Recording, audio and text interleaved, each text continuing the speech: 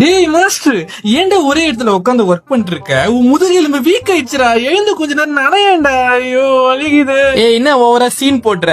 ஒரு நாள் இவன் கழுத்துல இருக்கிற ஸ்பைனா இருந்து பாடுறா. ஆல்ரெடி இவன் தலை 5 கிலோ இருக்கு. இதுல இவன் சேர்ல உட்காந்து பிசி மொபைல் எல்லாம் பார்க்கும்போது 5 கிலோ இருக்கிற இவன் தலை 22 கிலோ மாதிரி ஃபீல் ஆகுதுடா. எனக்கு எப்படி வலிக்குது தெரியுமா?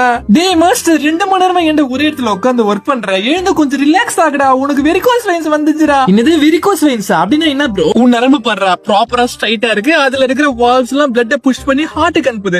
ஆனா ஏன் நரம்பு போடுறா சரியா போடாத, கை முறுக்கு மாதிரி வளைஞ்சு வளைஞ்சிருக்கா. அதுல இருக்கிற வால்ஸ் எல்லாம் சரியா ஒர்க் ஆகாம பிளட் எல்லாம் பின்னாடி போய் தேங்கி நிற்குதுடா. இப்படி இருந்தா பெரிய ப்ராப்ளம் ஆகும்டா. ஐயோ ஐயா, என்ன பெரிய ப்ராப்ளம் ஆகும்? ஹார்ட் அட்டாக் வரப்போகுது வந்துட்டான். டேய், காஃப் மசில் செகண்ட் ஹார்ட்னு சொல்லுவாங்கடா. வெரிகோஸ் வெயின்ஸ் வந்தவங்க தானே தெரியும் அந்த வலி எப்படி இருக்குன்னு. நீ இவன் உடம்புல தானே இருக்க, உனக்கு சீக்கிரம் வரும்டா. என் சாப்பிடா. என்னடா சாப்பிடலாம் வர்ற? மாஸ்டர் வேற 10 மணி நேரம் உட்காந்து சிஸ்டம்ல தானே ஒர்க் பண்றான். எனக்கு வந்துருமா? ஐயோ டேய் மாஸ்டர், 1 ஹவருக்கு ஒன்ஸ் எழுந்து சின்னதா வாக் போடா.